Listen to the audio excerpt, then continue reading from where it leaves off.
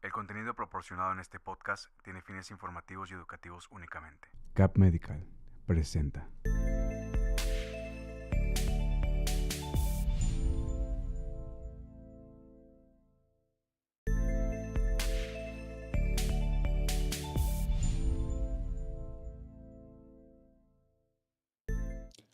Hola, ¿qué tal? Muy buenos días. Sean bienvenidos a Unidad de Neurología y Neurooncología, con el doctor Fernando Alcides Lozano. Muy buenos días, doctor. ¿Cómo está? Hola, ¿qué tal? Buenas tardes, muy bien. Muchas gracias por la invitación. Muy contento de estar otro lunes aquí más con ustedes. Exactamente, en este su espacio, en el espacio donde intentamos difundir información acerca de enfermedades neurológicas y de neurooncología a su vez también. Y hoy no es la excepción. Vamos a hablar sobre un tema que nos han estado solicitando mucho en redes sociales a raíz de ciertos videos que hemos estado ahí publicando en Instagram, TikTok. Vayan y suscríbanse a todas las redes del doctor. Es totalmente gratis para que estén al pendiente de cuando se publica algún contenido, información muy importante para que ustedes conozcan sobre todo este tipo de enfermedades y pues también estemos conscientes de las consecuencias que pueden tener, ¿no? En dado caso de no tratarse. El día de hoy, Doc, vamos a hablar de las demencias. ¿Qué nos pudiera decir? ¿Es una enfermedad? ¿Es algo que se desarrolla? ¿Es algo con lo que se hereda? Sí, bueno, mira, las demencias son un grupo de enfermedades neurológicas que se caracteriza porque son enfermedades neurodegenerativas en su gran mayoría. Okay. Bueno, prácticamente todas, ¿sí? Estas enfermedades son muy frecuentes. De hecho, es una enfermedad que en los últimos años ha ido adquiriendo mucha relevancia porque se espera que en los próximos años este número de pacientes que padecen la demencia se vaya incrementando con el paso del tiempo. Okay. Ahorita pudiéramos decir que aproximadamente 50, 30, bueno, entre 40 y 50 millones de personas padecen algún tipo de demencia a nivel mundial. Se Okay. espera que en el 2050 esta prevalencia aumente, inclusive se espera que lleguen a padecerla 150 millones de personas. Entonces, esto es una enfermedad que se proyecta que va a ir aumentando con el paso del tiempo y pues obviamente eso va a implicar una mayor carga a los sistemas de salud de todo el mundo. ¿A qué le podemos, ahorita que nos está mencionando los índices de mortalidad o los índices de personas que pueden desarrollar ese tipo de demencias que menciona que se dividen en grupos, Sí, pero qué podemos conocer nosotros como la demencia? ¿Cómo actúa este tipo de enfermedad en nuestro cerebro? bueno, es una enfermedad en la cual la persona va a tener una disminución considerable de sus funciones cognitivas, ¿sí? Ujú. La principal razón por la que una persona va a llegar a consulta, generalmente a neurología, por algún padecimiento que haga pensar que tiene algún problema cognitivo, es el problema de la memoria. Yo creo Claro, que de 10 pacientes que tienen algún deterioro cognitivo, 9 van a ir porque refieren que tienen un problema de memoria, ok. ¿sí? Pero la demencia no nada más habla de la memoria. De hecho, la memoria solamente es una de las funciones cognitivas que realiza nuestro cerebro. Hay otras funciones que también realiza el cerebro como función cognitiva y estas no tienen que ver con la memoria. Pero indudablemente que es el principal factor por el cual, bueno, el principal motivo por el cual van a acudir a consulta, ¿sí? Podría ser como que la principal sospecha, ¿no? En que las personas dicen, Exactamente, estoy en mi día a día y de la nada, oye, ¿sabes qué? Se me olvidó, no sé, apagar la estufa, por decir un ejemplo así, ¿no? Pero exactamente. no solamente afecta a la memoria, lo acaba de mencionar. ¿Qué No, otro tipo de consecuencias o síntomas representan las demencias? bueno, esto va a depender mucho de qué enfermedad está provocando la Ok, demencia. La demencia más frecuente por, en todas partes es la enfermedad de Alzheimer, ¿sí? ok, En su gran mayoría, los pacientes que tienen demencia es debido a la enfermedad de Alzheimer, aunque en los últimos años ha ido adquiriendo relevancia el término de demencia mixta. ¿Por qué? La demencia mixta implica que hay una combinación entre aspectos de demencia Alzheimer y la demencia cognitiva o demencia vascular, perdón, ok, ¿sí? La demencia vascular es aquella demencia que es debido a alguna enfermedad cardiovascular, principalmente diabetes o hipertensión, ok. ¿sí? Son dos enfermedades que existen muy frecuentemente en cualquier población. Si hablamos de América Latina, en México, es súper frecuente Sí, claro, y más por encontrar. los índices de enfermedad que tenemos aquí, más que nada en México. Exactamente. Entonces ya es frecuente encontrar pacientes que tienen sospecha de, o más bien que tienen datos de demencia mixta. Esto es debido a enfermedad de Alzheimer y a enfermedad, a demencia de tipo vascular. Ok, Entonces esto ha ido presentándose con mayor frecuencia. La demencia es una enfermedad neurodegenerativa, como bien comentaba, que afecta diversas funciones cognitivas y posiblemente en la enfermedad de Alzheimer el dominio o función cognitiva que debe ser afectado por lo menos es la memoria y debe de haber otra función cognitiva alterada. Por ejemplo, el lenguaje, una alteración también en la función visoespacial, por ejemplo, la capacidad de no poder reconocer objetos, por ejemplo, la orientación, ¿sí? Y obviamente que un dato bien importante en una persona que padece demencia es que esta alteración cognitiva ya está empezando a afectar las funciones del día a día. Ok. Si es una persona que ya no tiene un rendimiento apropiado en la sociedad para las funciones que él realiza y que ya empieza a requerir cierto grado de dependencia para funciones que previamente no tenía esta alteración. Ok. Por ejemplo, ya es una persona que si toma medicamentos ya requiere ayuda para tomar sus medicamentos, que es una persona que ya no puede hacer alguna tarea de contabilidad que previamente sí hacía, que se pierde fácilmente, una persona que ya no sabe cómo vestirse, por ejemplo, o requiere ayuda para otro tipo de situaciones. Entonces es un factor importante para considerar en demencia.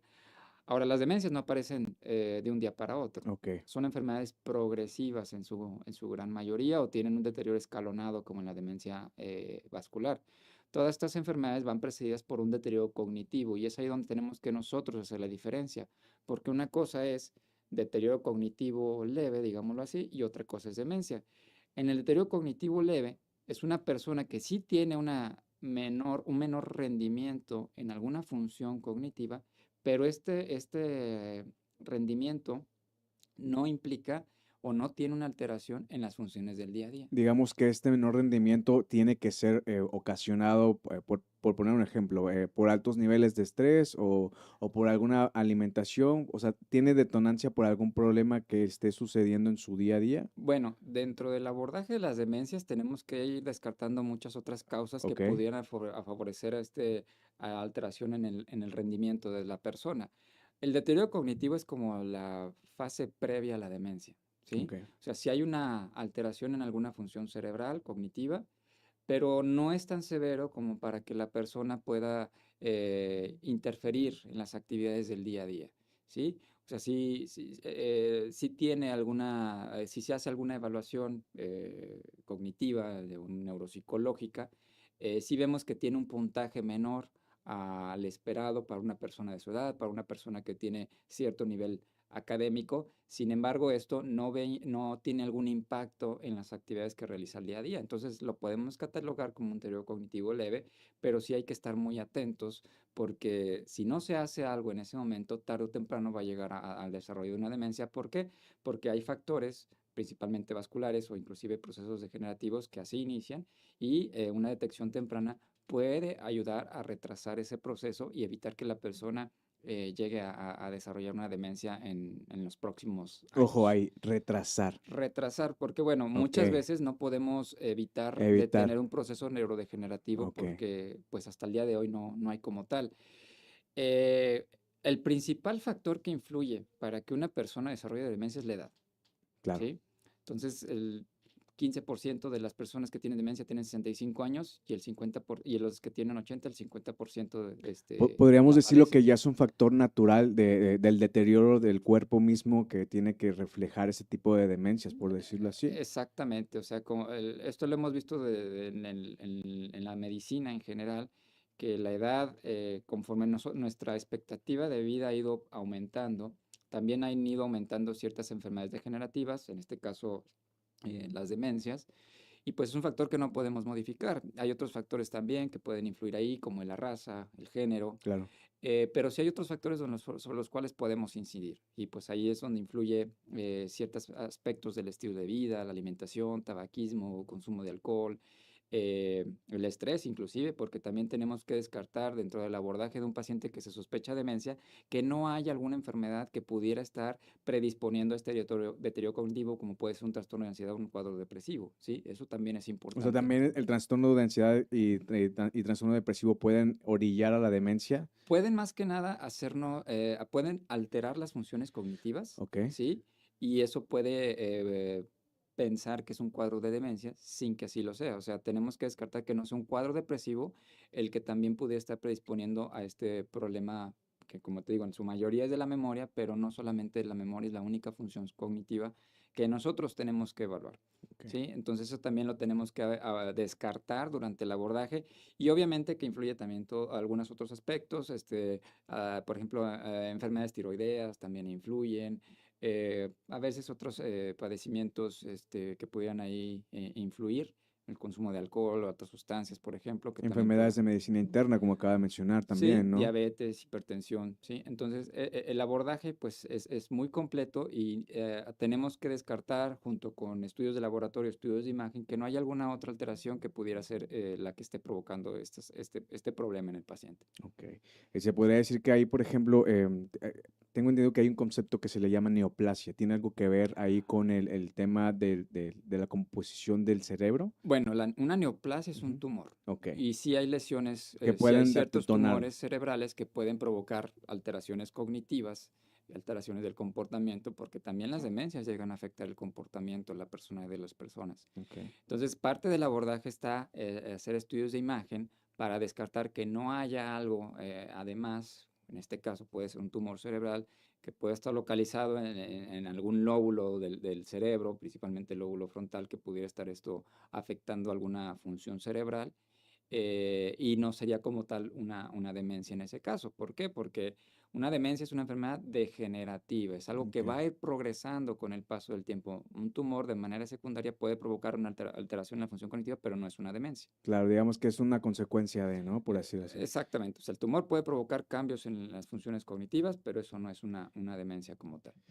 Es un tema demasiado, no quisiera decir complejo, pero es un tema donde se tienen que abarcar ciertas áreas y cubrir sobre todo cierto tipo de sintomatologías y descartar también a su vez, ¿no? Exactamente. Algo que también influye aquí es, por ejemplo, el nivel académico y cultural que tiene el paciente. Ok, Porque en alguna ocasión mencionamos, si no recuerdo mal, en una plática que tuvimos de esclerosis múltiple, lo que es la reserva cognitiva. ok, La reserva cognitiva influye mucho para el riesgo de desarrollar demencia. O sea, personas que tienen un nivel académico más alto, que también durante su vida estuvieron haciendo ejercicios de desafío cerebral, tienen una menor propensión al desarrollo de demencia. Obviamente que hay otros factores que también pueden influir.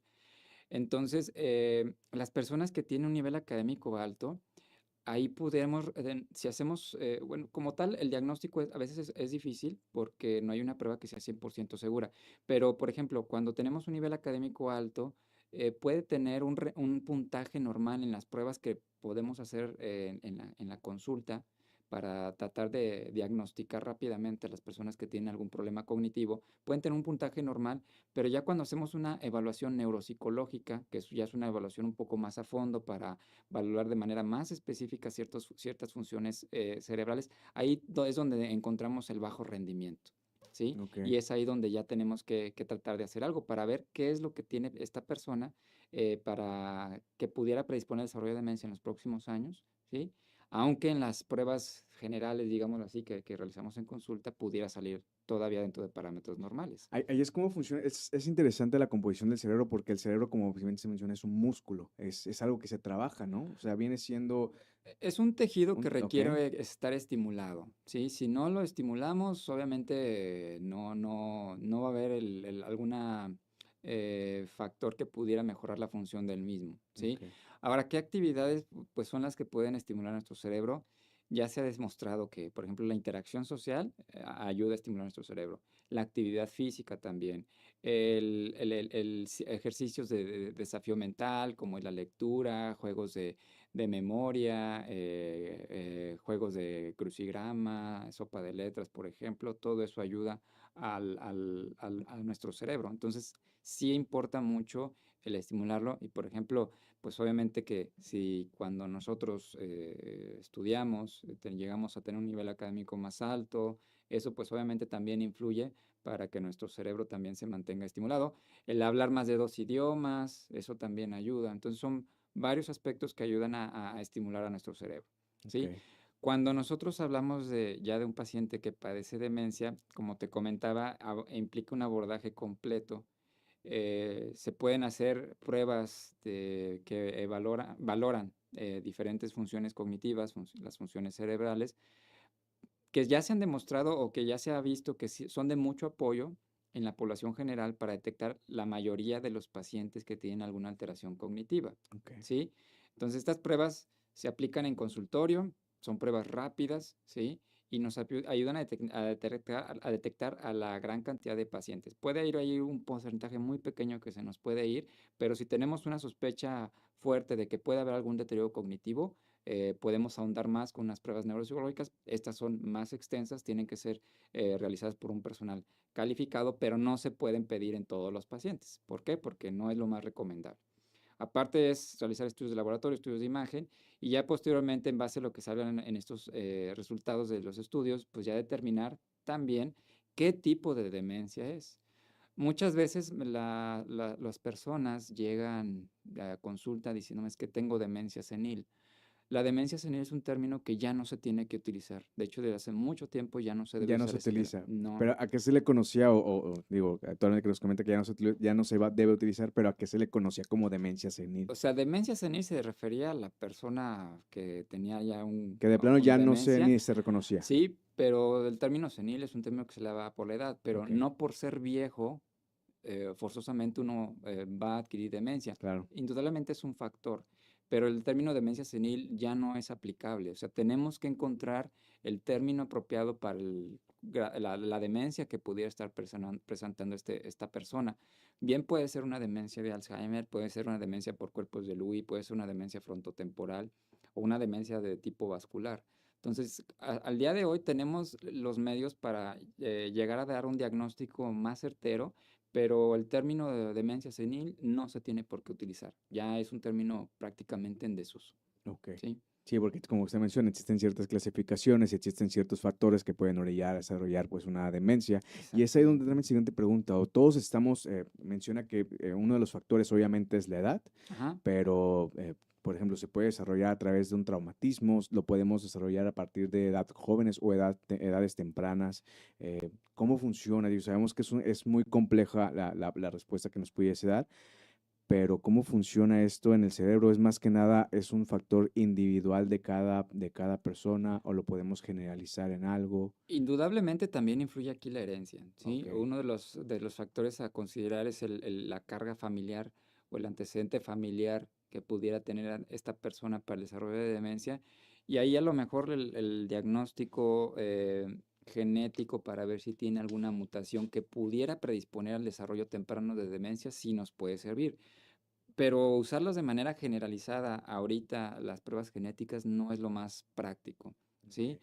Puede haber esta predisposición, pero no forzosamente implica el desarrollo de demencia. Otros factores, como bien comentaba, el antecedente de diabetes, hipertensión, el consumo de tabaquismo, alcoholismo, también predisponen, obesidad, también, por ejemplo, el síndrome de apnea obstructiva del sueño también pudiera predisponer porque es un factor de riesgo también cardiovascular. Ok. Eh, Inclusive algunos medicamentos, ¿sí? Por ejemplo, entonces implica Muchas considerar cosas, ¿no? muchas cosas y ya posteriormente, en base también a los síntomas principales que presenta el paciente, nos pudiera orientar a cierto tipo de demencia, porque no todas las demencias tienen el mismo comportamiento. Hay demencias que característicamente afectan la función de la memoria episódica y la función visoespacial, como es la demencia de Alzheimer. Hay otras demencias que tienen que ver con cambios en la personalidad, en la conducta de la persona, posiblemente la demencia frontotemporal. Demencias que tienen que ver principalmente con alteraciones en el lenguaje, ¿sí? Demencias que tienen una fluctuación en el estado cognitivo, o sea, inclusive durante el día a día se ve que la persona está más lúcida en ciertos momentos del día y luego se deteriora y luego se recupera, que también nos orienta a cierto tipo de demencia. Ok, Obviamente que los estudios de imagen también nos apoyan, ¿sí? Pero no hay un diagnóstico o una prueba diagnóstica que sea 100% segura en todos los casos. Entonces tienen que considerarse varias cosas y en base a todas las herramientas que tengamos en ese momento, pues ya tratar de considerar cuál es el tipo de demencia que pudiera estar presentando la persona. Exactamente, y ahorita que ya mencionamos los factores de riesgo en general, que ya vimos también las clasificaciones de demencia, eh, yo creo que aquí la pregunta que está haciendo toda la gente, bueno, ¿y esto se tiene cura? ¿Cómo se trata? ¿Cómo se aborda? Sí, bueno, en base a al factor que pudiera tener el paciente o al tipo de demencia, pues se da el tratamiento. Los medicamentos que existen al día de hoy han demostrado principalmente evitar bueno, no evitar, pero disminuir la progresión de la enfermedad. Lamentablemente al día de hoy todavía no hablamos de un tratamiento curativo. Si hablamos de una demencia en específico, que en este caso la demencia más frecuente, la demencia de Alzheimer, es la cual posiblemente se ha enfocado mucho el tratamiento, las Claro. investigaciones, se ha observado que hay un depósito de proteínas anómalas a nivel cerebral. Estas proteínas van dañando las neuronas, provoca una reacción inflamatoria que las destruye y esto va provocando que haya una disminución en las funciones cognitivas. Recientemente se acaban de, digamos, autorizar medicamentos que son anticuerpos monoclonales que van dirigidos contra esta acumulación de proteínas. Y lo que nos han demostrado los estudios es que sí, o sea, la administración de medicamento provoca que estas proteínas anómalas ya no se acumulen a nivel cerebral, pero las funciones cognitivas, o sea, a pesar de que ya no está esa proteína anómala en la corteza cerebral, la función cognitiva no cambia gran cosa, ¿sí? Estos estudios principalmente se han demostrado que son más efectivos en las fases tempranas de la demencia. Ya en etapa moderada o severa realmente ya no tiene ningún efecto. Entonces por ahí va encaminado todo esto a hacer un diagnóstico temprano, un diagnóstico oportuno y tratar de dirigir la terapia de manera más efectiva a cada caso para evitar la progresión, ¿sí? Porque cuidar con un paciente de demencia, con que padece demencia, es complicadísimo para una persona. Claro. Y frecuentemente vemos a muchos casos en los cuales el cuidador está acabado, o sea, agotado, ¿sí? Y esto también predispone al desarrollo del síndrome del cuidador. Una persona que está encargada de cuidar a alguien que padece demencia es complicadísimo, ¿sí? La persona puede desarrollar otro tipo de enfermedades, incluido el síndrome del cuidador, porque no es sencillo, aún con medicamento. Entonces es lo que tratamos de evitar lo más posible, porque son personas que van a requerir cuidado las 24 horas Sí, del día. claro, brindar el apoyo y la atención directa al paciente de primera instancia y pues también ver por la persona que está ahí apoyando al lado al paciente, ¿no? Em, Exactamente. es muy interesante ahorita lo que mencionaba, que es muy importante y es prioritario atenderse en las etapas tempranas, ¿no? Y Sí. para no evitar en algo severo, o para no caer en lo severo o en lo moderado. ¿Qué pudiéramos, o más bien, sabemos que a veces es muy complejo como seres humanos o como personas vivimos el día a día, el estrés, el trabajo, muchos factores que a veces nos evitan el asistir a un médico y yo creo que principalmente con un neurólogo, porque, insisto, estamos tan acostumbrados a ya asistir cuando las cosas ya pasan lo peor, pero ¿en qué etapa o cuándo es, o sabes qué estoy sintiendo que, pues que tengo que ir a checarme con un especialista, posiblemente puedo tener algo? ¿Cómo pudiéramos dividir esas etapas, Doc? Bueno, siempre es importante acudir a valoración cuando ya vemos que hay alguna alteración en el rendimiento habitual de la persona, ¿sí? A este rendimiento, pues hay que ver cuál es el dominio o la función cerebral que está siendo principalmente afectada. Ok. Y obviamente identificar si hay algún otro factor que predisponga a este deterioro de la funcionalidad del paciente. Siempre va a ser importante llegar a un diagnóstico temprano porque en las etapas tempranas es donde podemos retrasar más la evolución de la enfermedad. Ya cuando son casos moderados o severos, aún a pesar del medicamento, es bien complicado para la familia, es bien complicado para nosotros como los médicos eh, retrasar el desarrollo de la enfermedad. Y obviamente que pues esto implica muchas cosas. Ahora, el tratamiento no nada más es farmacológico, también las medidas no farmacológicas son bien importantes en una persona que desarrolla demencia, ¿sí? Y ya se ha demostrado que sí tienen cierto beneficio. Casos también particulares, por ejemplo, el hecho de que no es fácil inclusive para nosotros como médicos a veces dar el diagnóstico porque es Por todo lo que implica, Sí, claro, es un exactamente. diagnóstico difícil para la familia. A lo mejor el paciente puede ser que ya no comprenda o no dé de tanta magnitud a lo que implica padecer este tipo de padecimiento, pero para la familia sí es complicado. Y más que nada ir tratando de anticiparse a lo que pudiera pasar, desde el simple hecho de poner todos sus asuntos en orden, porque va a llegar un momento en el que lamentablemente la persona ya no va a estar en condiciones para ciertas eh, Actividades. actividades, derechos que pudiera tener, ¿sí? Y eso pues puede implicar o llevar a tener conflictos familiares, por ejemplo. Entonces, inclusive que la persona pudiera expresar sus Sus sentimientos, por ejemplo. exactamente, Claro. sus deseos ante la familia y no esperarse hasta la etapa final de la enfermedad, cuando ya sus funciones cognitivas ya no le permiten tener un juicio apropiado para la toma de decisiones principalmente.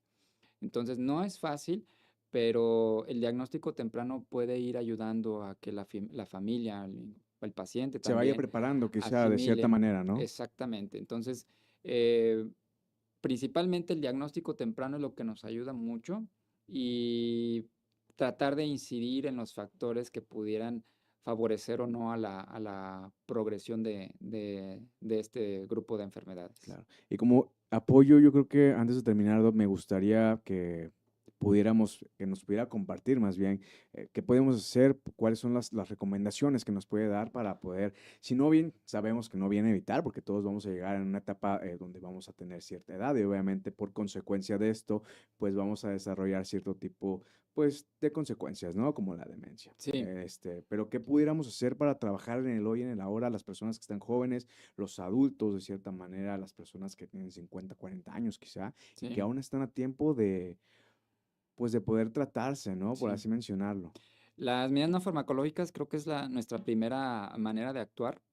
Obviamente la prevención. Por ejemplo, personas que tienen diabetes, hipertensión, algún factor de riesgo cardiovascular, este factor de riesgo, principalmente la diabetes y la hipertensión, mantenerlas bien controladas, ¿de acuerdo? Ejercicios que ayudan a mantener a nuestro cerebro sano, ejercicios de desafío mental, como les había comentado, la interacción social, tener una buena calidad de sueño, una buena alimentación. La dieta del Mediterráneo es una de las dietas que ha demostrado que puede ayudar a mejorar o disminuir, retrasar la progresión en los pacientes con algún tipo de deterioro cognitivo. Principalmente eso.